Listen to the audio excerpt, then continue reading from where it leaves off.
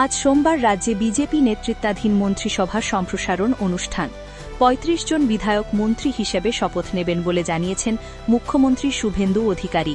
মুখ্যমন্ত্রী জানান, সকাল ১১টায় লোকভবনে রাজ্যপাল RN রবি তাদের শপথ বাক্য পাঠ করাবেন। রবিবার সন্ধ্যায় তিনি জানিয়েছিলেন, আগামীকাল অর্থাৎ আজ সোমবার পশ্চিমবঙ্গের জনগণের দ্বারা নির্বাচিত জাতীয়তাবাদী সরকারের একটি পূর্ণাঙ্গ মন্ত্রিসভা গঠিত হবে। মন্ত্রিসভা সম্প্রসারণের অংশ হিসেবে পশ্চিমবঙ্গ সরকারের ৩৫ জন মন্ত্রী সকাল ১১টায় লোকভবনে শপথ নেবেন। মাননীয় রাজ্যপাল শ্রী RN রবি লোকভবনে তাদের পদের শপথ বাক্য পাঠ করাবেন।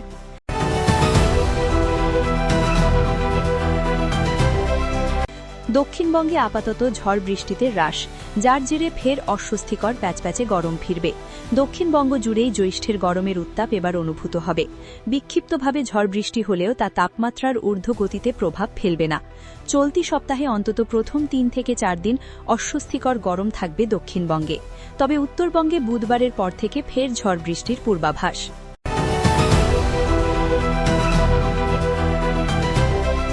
মহিলাদের জন্য সরকারি বাসে বিনামূল্যে যাতায়াত পরিষেবা শুরু হল আজ থেকে। এখন শুধুমাত্র মহিলারা নিজেদের কোনো একটি সচিত্র পরিচয়পত্র দেখালেই সরকারি বাসে রাজ্যের সর্বত্রই বিনামূল্যে যাওয়ার সুবিধা তারা পাবেন। বাসে উঠলে কাটতে হচ্ছে জিরো ব্যালেন্স টিকিট।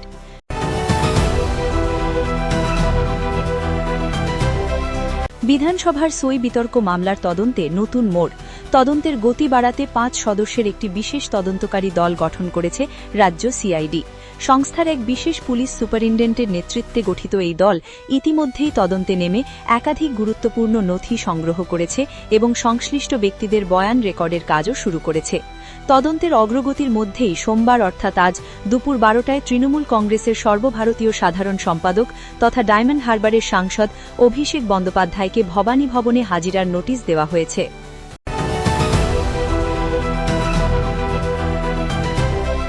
পশ্চিম এশিয়ায় চলমান সংকটের মধ্যে ফের দাম বাড়ল গ্যাসের। সোমবার থেকে বাণিজ্যিক LPG সিলিন্ডার মহার্ঘ। বিভিন্ন প্রতিবেদন অনুযায়ী দিল্লিতে ১৯ কেজি ওজনের একটি সিলিন্ডারের দাম ৪২ টাকা এবং কলকাতায় ৫৩.৫০ টাকা বাড়ানো হয়েছে। তবে পেট্রোল, ডিজেল এবং রান্নার গ্যাসের দাম অপরিবর্তিত রয়েছে।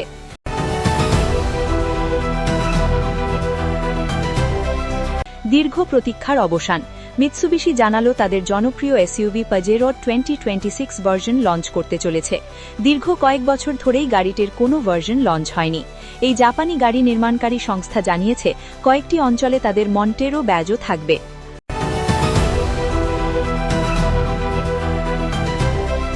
আচার্য চাণক্য ভারতীয় ইতিহাসের অন্যতম শ্রেষ্ঠ চিন্তাবিদ, রণকৌশলী এবং অর্থনীতিবিদ হিসেবে গণ্য হন। কোনো ব্যক্তি যদি জীবনে অসামান্য সাফল্য এবং সম্মান অর্জন করতে চান, তাহলে আচার্য চাণক্য নির্দেশিত কিছু নির্দিষ্ট অভ্যাসকে তাদের দৈনন্দিন রুটিনের অবিচ্ছেদ্য অংশ করে তোলা উচিত।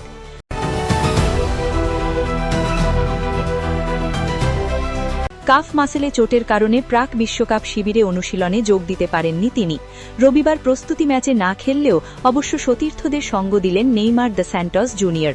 আর স্ট্যান্ডে তারকা ফুটবলারের উপস্থিতিতে বিশ্বকাপ প্রস্তুতি ম্যাচে গোলের বন্যা ব্রাজিলের। পানামাকে ৬-২ গোলে হারিয়ে বিশ্বকাপের আগে প্রতিপক্ষদের প্রচ্ছন্ন বার্তা ছুঁড়ে দিল সেলেকাও শিবির।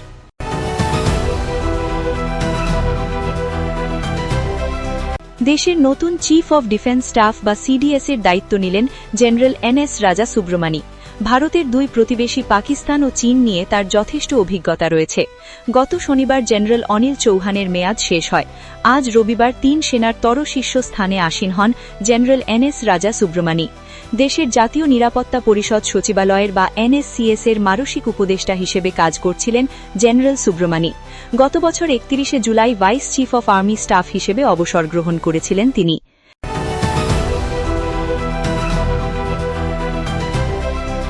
হিন্দি ও মারাঠি সিনেমা জগতে সুপরিচিত পদ্মভূষণ প্রাপ্ত সঙ্গীত শিল্পী সুমন কল্যাণপুর শেষ নিঃশ্বাস ত্যাগ করেছেন। মৃত্যুকালে তার বয়স ছিল ৮৯ বছর। প্রবাদপ্রতিম শিল্পীর প্রয়াণে শোক প্রকাশ করেছেন কেন্দ্রীয় মন্ত্রী নীতিন গাডকারি, মহারাষ্ট্রের উপমুখ্যমন্ত্রী একনাথ শিন্ডে সহ সঙ্গীত জগতের শিল্পীরা। সঙ্গীত শিল্পীর প্রতি শ্রদ্ধা নিবেদন করে তার অবদানকে স্মরণ করেছেন প্রত্যেকে।